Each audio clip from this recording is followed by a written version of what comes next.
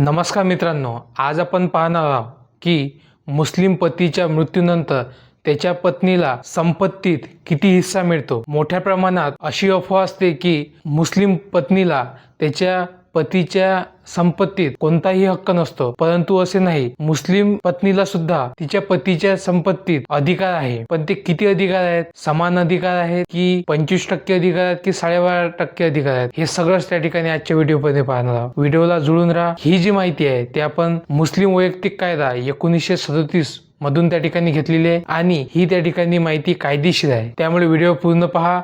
तुम्ही जर चॅनलवर नवीन असाल तर चॅनलला कृपया सबस्क्राईब करून ठेवा। चला तर पाहूया की मुस्लिम पत्नीला तिच्या पतीच्या संपत्तीत किती अधिकार आहेत। मुस्लिम वैयक्तिक कायदा याच्यानुसार आपल्याला दोन परिस्थिती त्या ठिकाणी पाहावी लागतात। दोन परिस्थिती अशा की एक जर पत्नीला मुले असतील तरची परिस्थिती आणि मुले नसतील तरची परिस्थिती त्या ठिकाणी आपल्याला पाहावी लागेल। तर सगळ्यात पहिले मुले असतील तर त्या ठिकाणी त्या पत्नीला किती हिस्सा मिळतो? तर मुले असतील तर त्या पत्नीला पतीच्या एकूण संपत्तीच्या 12.5% एवढा हिस्सा त्या ठिकाणी मिळतो। आणि जर त्या पत्नीला म्हणजे त्यांना कोणतेही अपत्य नसतील, मुलगा किंवा मुलगी नसेल, तर त्या ठिकाणी पत्नीला संपत्तीच्या एकूण पत्नीला 25% एवढा हिस्सा त्या ठिकाणी मिळतो। तर आता हे त्या ठिकाणी उदाहरणाच्या माध्यमातून आपण समजून घेऊया। समजा एखाद्या व्यक्तीकडे जर 40 लाख रुपये एवढी संपत्ती असेल तर त्या ठिकाणी त्यांना जर मुले असतील तर त्या ठिकाणी पत्नीला 5 लाख रुपये एवढी त्या ठिकाणी रक्कम मिळेल। आणि जर मुले नसतील तर त्या ठिकाणी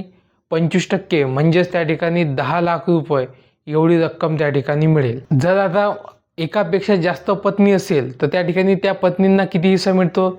जर समजा पाहिलं तर 2 पत्नी असतील, त्या दोन्ही पत्नींना पतीच्या एकूण संपत्तीच्या 12.5% एवढाच त्या ठिकाणी अधिकार मिळतो। 2 पत्नी आहे म्हणून 12.5% किंवा 12.5% असे त्या ठिकाणी स्वतंत्र वाटून घेता येत नाही, तर त्या 12.5% मध्येच त्या दोन्ही पत्नींना हिस्सा त्या ठिकाणी द्यावा लागतो। आता पत्नीला त्या ठिकाणी शेती किंवा घरावर त्या ठिकाणी पतीचा हक्क असतो का? तर 100% त्या ठिकाणी त्यांचा हक्क असतो, परंतु ते कशा प्रमाणात द्यायचे, किती द्यायचे हे त्या ठिकाणी इतर वारसावर त्या ठिकाणी अवलंबून आहे। म्हणजे जसे की मृत झालेल्या पतीचे आई वडील असतील किंवा स्वतः पत्नी असेल किंवा मुले असतील, हे असतील तर त्या ठिकाणी त्यांच्या अधिकारामध्ये बदल होऊ शकतात।